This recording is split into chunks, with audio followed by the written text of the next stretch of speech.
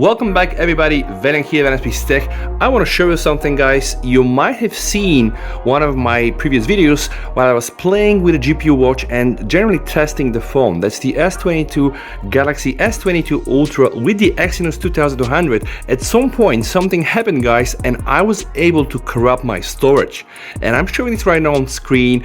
My storage was -1 byte, right? 8 gigabytes.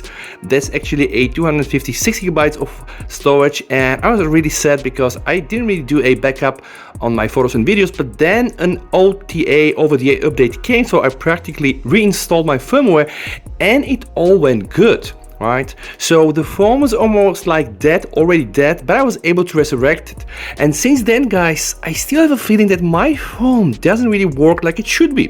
And I'm doing the benchmarks, and I'd always tell in my video to not trust 100% the benchmarks because they're really affected by so many things right now. I'm running the air condition, for example. I have better ambient temperatures, of course. I can get better benchmarks. But then I noticed something else, guys. I installed the CPU monitor and I checked that my phone consistently ran very hot, and this was a bit weird. Let me just show you. I want to show you guys. I'm gonna run CPU monitor. That's an application you can also install for yourself. So 41, 43, that's not really so unexpected given the fact that we have here some very powerful chips and also AMD inside for the GPU. But then I saw something that really was frustrating. Let me just show you something. I'm testing my storage with the CPDT Closed Platform Test tool, and see here, guys, this is very important. See here, it starts all good, right? And then at some point, boom, at some point I'm having these drops there, and then I really get a very low score. And I'm just going to do this one more time so that you can check, and I think I actually was able to corrupt my storage in the longer term. See here again, I'm just going to put the test button, warming up, pay attention, boom, here. You see, this is what I'm talking about. This here is not normal. So you know what I did? I went to some of my friends that have also the S22 Ultra. I went to Ross, my friend from System Hacks, and I asked him to do the same test. See here, guys, not only is he getting better speed, but what is important for me is this consistency. He doesn't really have these drops when you are testing or I am testing the sequential write. I was really frustrated with that, so I did some more tests, and every time it seems, every time I'm almost testing this, boom, at some point something happens. Something really is off, and I'm not sure, is this something with the controller? Is this something software? Did I break something? I really hope not. See here, exactly this drop that I'm referring. This is absolutely not normal. So I have decided to do a full backup, and I'm going to reset, to erase my phone, something that I'm not really a big fan of doing because of the many applications that I have to put back in, etc.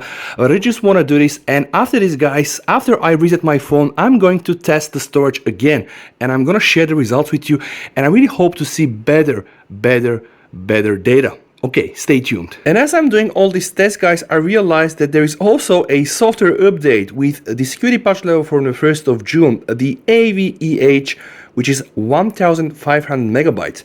So you know what I'm gonna do, guys? I am gonna to fully reset my phone, install it to the latest firmware, right? And what I'm gonna do next, I'm going to install the CPPD and see if I'm gonna get some improvements. So let me just scroll down to the reset, guys. From the settings, I'm gonna perform a factory data reset, so pretty much everything is gonna go away. Now hopefully I'm gonna get things back to how they should be. I will set up my phone. It's a brand new phone, so no backup whatsoever. I will download anything manually to just try to avoid all these mixes that can appear from taking things from all the phones and backups. And guys, that's the story right now. If you can just see, Google is installing 19 applications, but they're just like standard applications. I can show you. It's some Google stuff, some Microsoft stuff that anyway I'm gonna use. Something I've forgotten since a long time. See here. Even this gesture performs now flawlessly, of course, on a phone that has been fully reset. And don't forget, I'm also using here the buttons, and we know that using buttons instead of gestures will reduce the lag to almost like non-existent. But honestly, it's been a while since I've seen my phone perform so nice, guys. No stutter at all. Let me just try to open the camera. Okay, open, flip, open, right, close. Okay, see here, it's just very good, guys. Yeah, open, all right, recents. Open, recents, open. Okay, let's try to close it. Just try to open it again. Okay, open the camera. Okay, close it.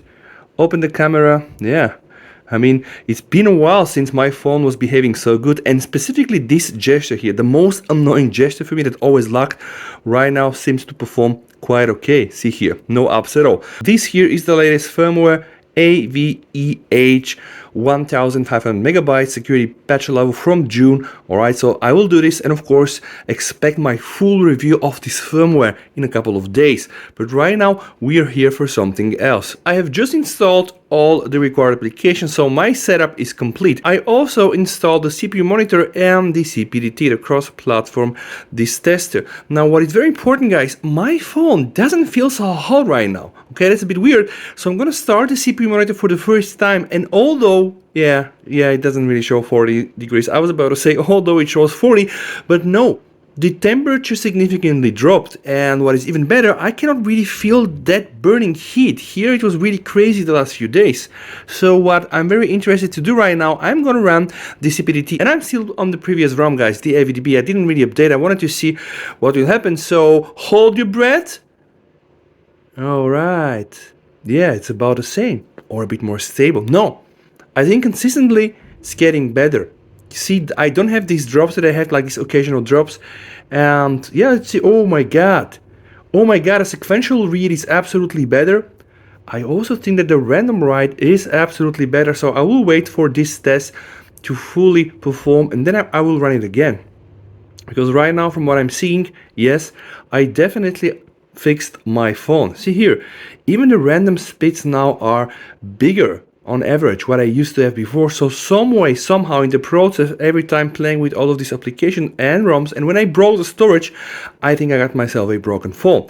Let me just test it again. Yeah, see these drops are so small, by the way. See, yeah, see these drops really. I'm gonna break this one and I'm gonna run it for one more time. See here, so consistent. Oh my god, and this time, right? Even this time, 450. All right, yeah, cool. Let me just try this one more time. Yep, see? On average, guys. I don't think I need to flash the latest ROM, but I will still do this. Okay, do one final check, guys, and come back in a few days to check my full review on the latest ROM once I fully test it. Okay, so now what I'm gonna do, I'm gonna hit the update button, guys, update my phone, and run this test one more time. Alright guys, I have installed now the latest update. I will wait for the system to finish.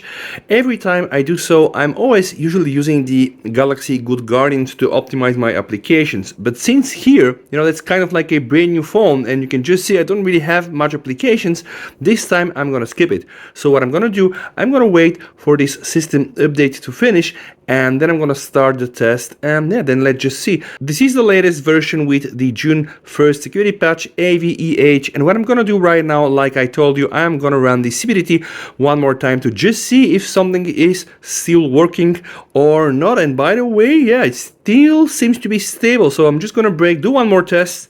All right, yeah, still seems to be stable, although I think I'm getting consistently lower speeds, but in the end of the day it is stable, and I don't see here these drops, which were very much annoying.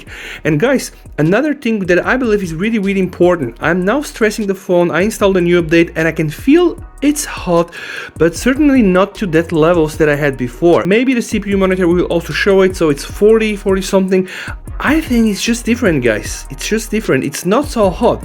So really hope that this video will make sense to you. So if you are experiencing problems like this and you have fixed your storage like I did in the past, then after resetting all the other settings, the only thing that is left to be done is the factory reset. Don't forget to be here after some days when I'm ready with my final review of the latest firmware. And until then, please, you and your family stay safe. VST over, and bye.